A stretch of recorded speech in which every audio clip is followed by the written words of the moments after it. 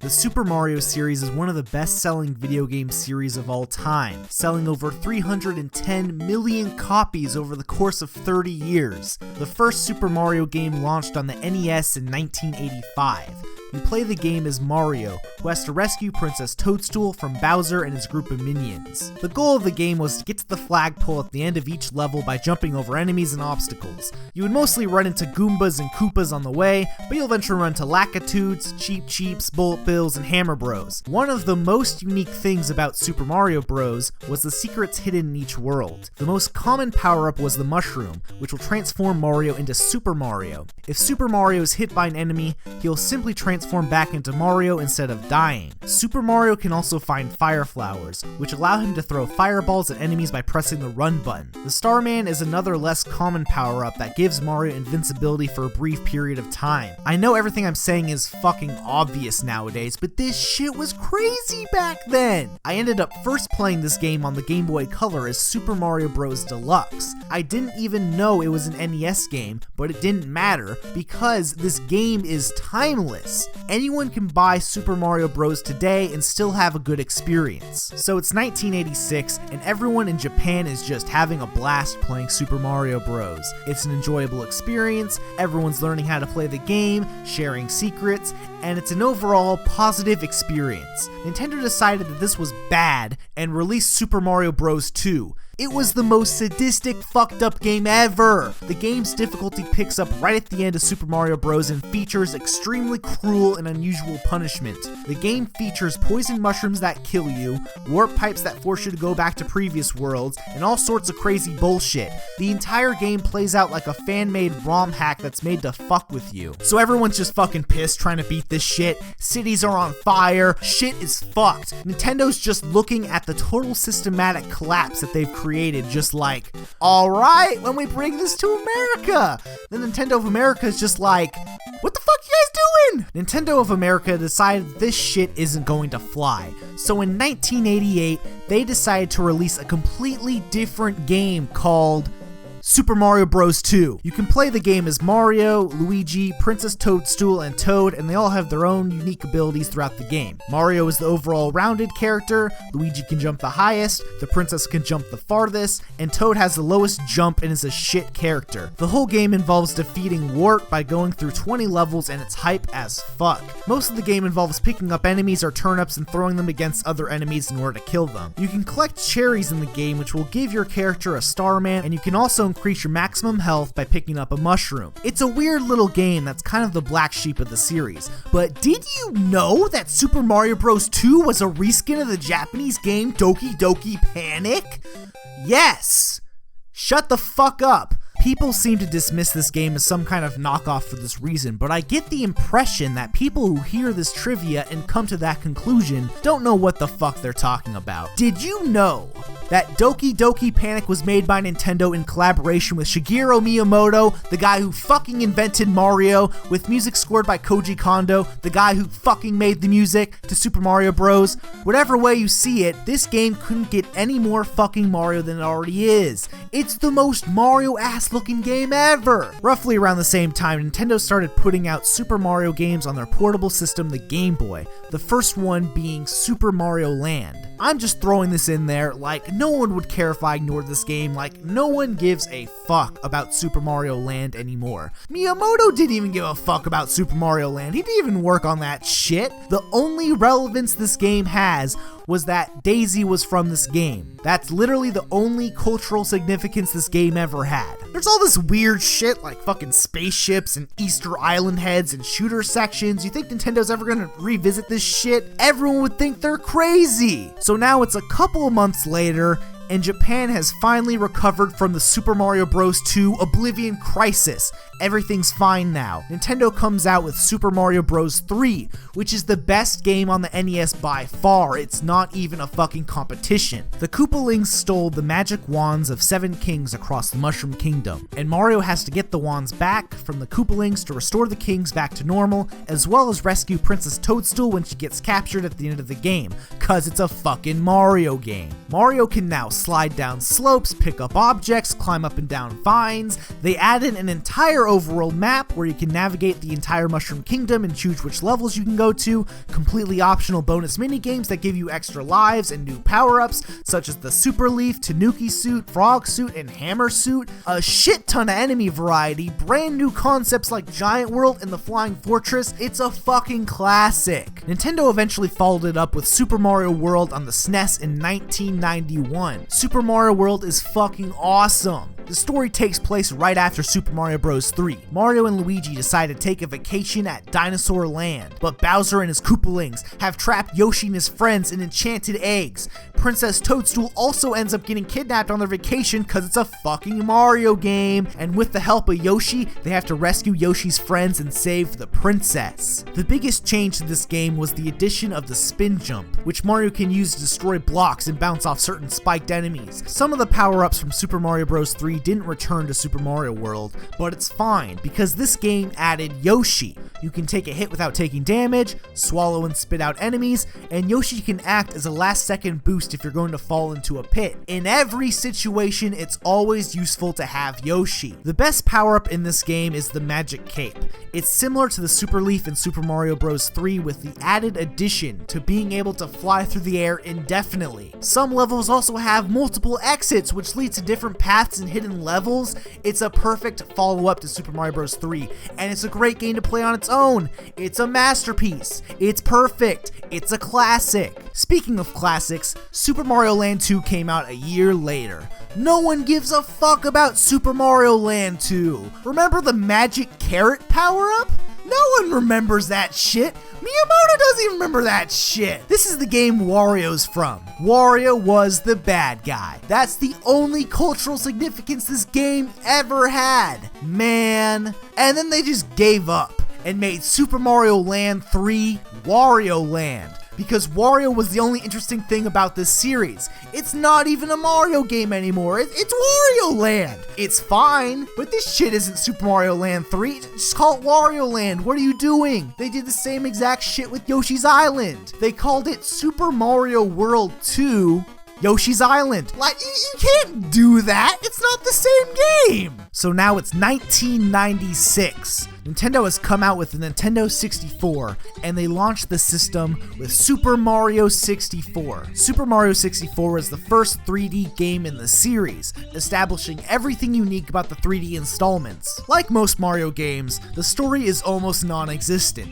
Peach invites Mario over to her castle for some cake, and Bowser kidnaps her because it's a fucking Mario game. Mario's movement is much more complicated, featuring a large variety of ways you can move throughout each level. Mario can walk, run, punch, crawl, slide, swim, kick, slide kick, sweep kick, jump, double jump, triple jump, long jump, wall jump, backflip, side flip, dive, ground pound. Many of these moves overlap with each other, but some variations are easier to do than others. Mario's movement is absolutely perfect in this game. It challenges players to string together complex moves while also allowing bad players an easy way out. The challenge to bring Mario into a 3D environment brought many new challenges, and the entire structure of the series had to be reworked with this in mind. In order to compensate for memory on the cartridge, many of the levels were crafted to be played multiple times. Each challenge and level would reward Mario with 1 star, and collecting a certain amount of stars would unlock new rooms and levels in Peach's castle. This non-linear level design allowed players to play the game however they pleased. They could play other levels if they ever got stuck,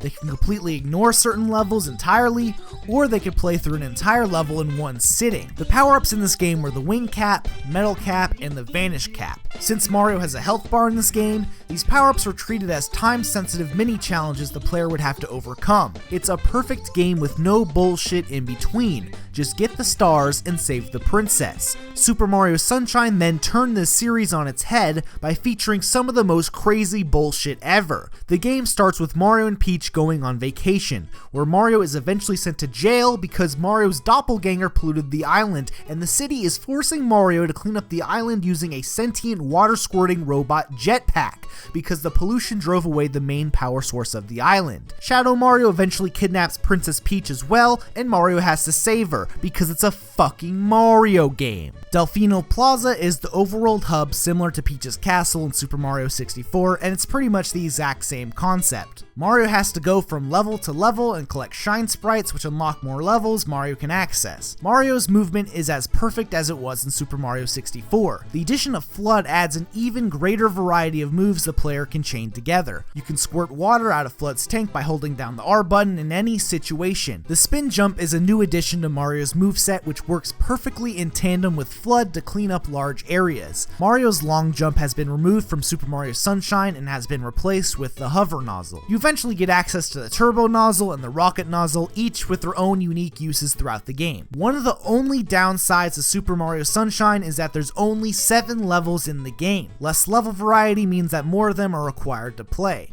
and it's one of the first signs that show that Super Mario Sunshine was rushed. Another sign of the game being rushed was the inclusion of the blue coins. Mario can turn in 10 blue coins at the boathouse for a shine sprite, which isn't a big deal in itself, but there are 240 blue coins in the entire game. Even if you decide to cheat and use a guide, good luck trying to figure out which blue coins you are missing out of the 30 blue coins per level. It's still an amazing game, but it just goes to show why I never tried to 100% the game. Even with 7 levels, it's still an extremely fun game to play through. The addition of FLUDD gave Mario a lot more utility, resulting in the best moveset in any Super Mario game to date. So now it's 2006, and Super Mario games have made the switch to 3D for about a decade now. In an attempt to revive the 2D Super Mario games, Nintendo comes out with new Super Mario Bros. On the Nintendo DS. It's about as basic as a Super Mario Bros. Game can get. The game starts out with Peach getting kidnapped, and Mario has to go rescue her from Bowser because it's a fucking Mario game. Everything else is basically like the original Super Mario Bros. Series with some slightly new additions. The biggest change to the game is that Mario can now wall jump and ground pound. The game once again features some new power-ups, mainly the Koopa Shell, Mega Mushroom, and the Tiny Mushroom, and you can hold items and save them for later, similar to Super Mario World. Each level has 3-star coins for Mario to collect, which you can use to unlock new areas on the overworld map. The map is extremely simplified compared to Super Mario Bros. 3 and Super Mario World. All you do on every world is move left to right with little to no variation. There really isn't much going on in the new Super Mario Bros., but it's a fun revival of the 2D games in the series. It's a solid handheld Mario game that's fun to pick up and play whenever. The 3D installments continue to become more complex with Super Mario Galaxy, a Super Mario game that takes place in outer space. The story starts with Bowser kidnapping Peach because it's a fucking Mario game. The game revolves around Mario assisting Rosalina in restoring the Comet Observatory. The Power Stars and Grand Stars were stolen by Bowser, and without them, the Comet Observatory cannot move throughout space. In order to rescue Princess Peach, Mario has to get enough Power Stars in order to move the Comet Observatory to the center of the universe in order to stop Bowser and his evil plans. One of the biggest changes to Mario's movement is the ability to spin by shaking the Wiimote. Mario can use this spin ability to attack enemies and help adjust his mid-air jumps. The Wiimote pointer is used effectively as well, mainly being used for the pole stars and for collecting star bits. The Comet Observatory is the overworld hub, similar to Delfino Plaza and Princess Peach's castle. It's a little more streamlined in this game, with most of the galaxies being accessed through 6 rooms on the spaceship, with each Grand Star unlocking the next room Mario can access. Super Mario Galaxy's main feature is the unique gravitational force placed on each planet, allowing Mario to walk in multiple directions around the planetoid. Each planetoid in the galaxy has its own mini challenge that Mario has to beat in order to progress through a galaxy. There are 42 galaxies in the game, and many of the galaxies feature some of the best level design in the Super Mario series. The space theme, mixed with the orchestral soundtrack, fills the entire game with a sense of childlike wonder. It really makes you feel like you're exploring the very depths of space itself. Even though I grew up with Super Mario 64, I strangely feel the most nostalgic playing Super Mario Galaxy. It's truly an experience I will remember for the rest of my life. One experience I will truly never remember was playing through the entirety of New New Super Mario Bros. Wii. It came out on the Wii in 2009, and it has to be one of the most forgettable experiences in the entire Super Mario series. New Super Mario Bros. Was a fun experience on a handheld, but we need to remember that this is the B-tier shit. It was never going to be as good as the home console entries in the series, which is why it's on a handheld console. At this point in time, it felt like Nintendo was going to reinvent the 2D Super Mario games. Maybe go in a completely new direction for the 2D installments, but now we have New Super Mario Bros. Wii, this B-tier shit that's on the Wii. But that's besides the point, because New Super Mario Bros. Wii adds almost nothing new to the Super Mario Bros. Series. It borrows everything from previous games, and it feels like the most soulless entry in the series to date. The Koopalings are taken straight from Super Mario Bros. 3, Yoshi is taken straight from Super Mario World, and the visuals for each level are a carbon copy of the New Super Mario Bros. There was absolutely no risks taken when they developed this game, and it shows. The only unique thing about New Super Mario Bros. Wii is the addition of 4-player multiplayer, where you can play as Mario, Luigi, and 2 stupid fucking Toads. It's a complete clusterfuck for the most part, but that's the only joy the game offers. One of the first things I noticed was that they could have given us multiple characters to play, similar to Super Mario Bros. 2. Just knock out one of the shitty Toads, replace them with Princess Peach, and give each character their unique abilities from Super Mario Bros. 2. It could have been fun for the multiplayer and added a ton of replay value for the single player, but I guess that would be too complicated for the fucking idiots that bought the Wii for Wii Sports, and that's why this game exists, to sell it to those fucking idiots. Even though it's disappointing, it's still a fun game that achieved what it set out to do, and there's nothing objectively wrong with it. I guess the reason I'm disappointed is that the original Super Mario Bros. Series was amazing. They're simplistic games nowadays, but they were the AAA blockbusters of the past. Nintendo put so much effort into each game and continuously expanded each installment of the series. They eventually evolved the series into 3D, but they could have continued to improve the 2D series. There's nothing stopping Nintendo from making Super Mario Bros. 4 or another sequel similar to Super Mario World. I guess what I'm trying to say is that Nintendo can do better than this. It's so baffling that this is the same company that made Super Mario Galaxy, a game so great that they literally couldn't think of a new idea to top it. They ended up releasing Super Mario Galaxy 2 in 2010 for the Wii. It seems like Nintendo has kind of fucked themselves on this one, because the best way to end a video game is to go to space or make everything explode. Once you set an entire game in space, there's no way to follow it up. Maybe you can explode the entire universe, but then everyone's dead. You can't do that either. So Nintendo apparently had so many ideas for Super Mario Galaxy, they initially wanted to release Super Mario Galaxy 2 as some DLC courses. Now this is Nintendo we're talking about. They don't know what the internet is. I'm pretty sure that they just couldn't figure out how to make DLC, so they decided to just release a disc version. I never really played Super Mario Galaxy 2. Was it good? I don't even know. It's basically the same shit, right? Apparently the game just forgets about the first game and starts out exactly the same as Galaxy 1. Like, I don't even think Nintendo knows what a fucking sequel is. Now we got to remember, the Wii has all those fucking idiots that bought the system for Wii Sports. Now I got to hand it to Nintendo, because the Japanese, European, and Australian versions of the game came with a fucking DVD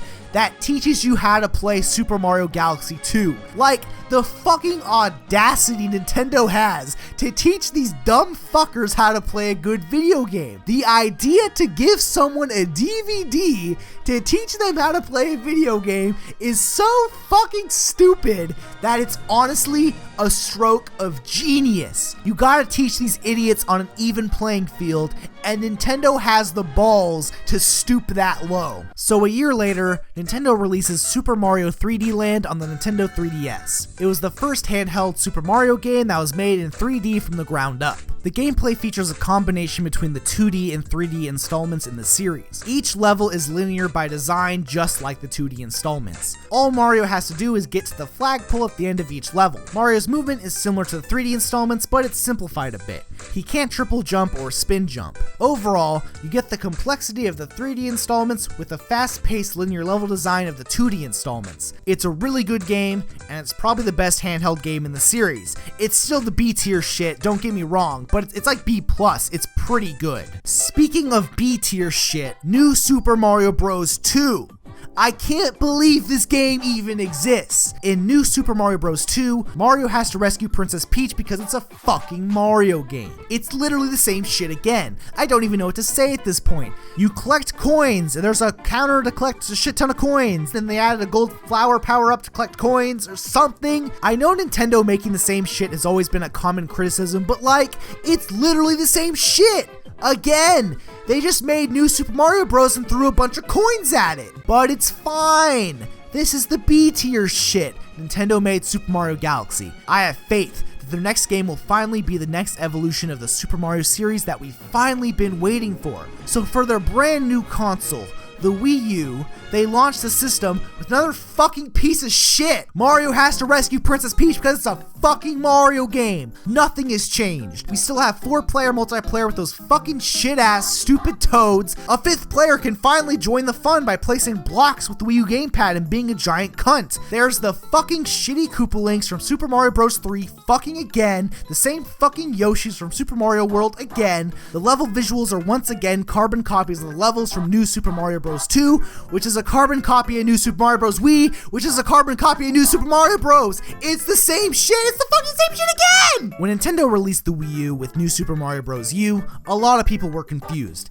It's obvious at this point that releasing this B-tier shit as a launch title is not a good way to sell your system. If a fan of the series had to choose between Super Mario Galaxy and New Super Mario Bros. Wii, they would choose Super Mario Galaxy. It's clearly the better game, it has more depth, it's a fucking masterpiece. Sadly, the majority of people would rather play New Super Mario Bros. Wii. It sold 28 million copies and it easily outsold Super Mario Galaxy. From a business standpoint, it makes more sense to launch the system with New Super Mario Bros. U instead of a 3D Mario title, because all the fucking idiots that bought the Wii for fucking Wii Sports won't buy a 3D Mario game. But that's the whole problem with this new series of games. It's devolved to a fucking cash grab at this point. Nintendo could have evolved the New Super Mario Bros. Into something great, but they never will. They'll continue to keep it bland and boring to market the game to people who don't give a shit about video games. Meanwhile, anyone who bought the Wii U is clearly buying the system because they want to play some good Mario games. Despite this fact, Nintendo still has to appeal to this shitty group of people in order to ship units. That's why it's called the Wii U. They would have called it something else, but they clearly wanted to profit off of the brand recognition of the Wii. Nintendo eventually released Super Mario 3D World in 2013. A sequel to Super Mario 3D Land. Fans have been feverish for a new 3D Mario game, but much like Super Mario 3D Land, this game is a combination between the 2D and 3D installments. It's a compromise to please the fans of the 3D installments while also trying to appeal to the idiots that only buy the new Super Mario Bros. You can play the game as Mario, Luigi, Peach, and Toad, each with their respective abilities from Super Mario Bros. 2. You can even unlock Rosalina as a secret 5th character who can use the spin ability from Super Mario Galaxy. If anything good came of Super Mario 3D World, it's that there is now a Super Mario game that features 4-player multiplayer that isn't complete shit. It's an extremely fun game to play with friends, and the entire experience is built around the point system. At the end of each level, the player with the most points receives a crown. The crown does absolutely nothing, and the player who gets the most points just gets to wear the crown for the next level. The point system introduces a 4 swords element, where players will go out of their way to collect coins and kill enemies in order to get the most points. Even if you don't care about the crown, you can still steal it from other players and ruin their day, so it works out for everyone. It's not much of an evolution of the series, but it's more of a celebration of the entire series up to this point. The game is jam-packed with so many elements from every Super Mario game that it's hard to keep track. There isn't anything special or mind-blowing about Super Mario 3D World, but the entire game is a blast the entire way through. The soundtrack's emphasis on a big band creates an environment full of happiness and joy that simply doesn't exist in most video games. All of these elements make Super Mario 3D World one of the best multiplayer games Nintendo has put out. The Super Mario series has been able to put out such high-quality video games, featuring some of the greatest video games of all time. Even though I'm not a fan of the new Super Mario Bros., it doesn't mean that they're terrible games. I'm sure there are kids who grew up with New Super Mario Bros. Wii who regard it as the greatest game of all time. There's nothing wrong with having this opinion, because they're actually really good games by most standards, but I tend to hold Nintendo to a much higher standard. I'm passionate about the series because I've grown up alongside Nintendo, and I want them to continue to succeed at what they do. Nintendo has had its faults, but if there's anything they do well, it's making great video games. Some of the most ridiculous consoles they put out still end up being the home of the greatest games of all time. It's been over 30 years since the original Super Mario Bros. Was released. Since then, there have been so many games that have been released and there's simply not enough time to play them all. As a fan of video games, I want to be able to play as many of these games as I can while I'm still alive. Despite this fact, I still find myself replaying games from the Super Mario series. Each game in the series is so well crafted that I can't help myself from re-experiencing them over and over again. They're just that good.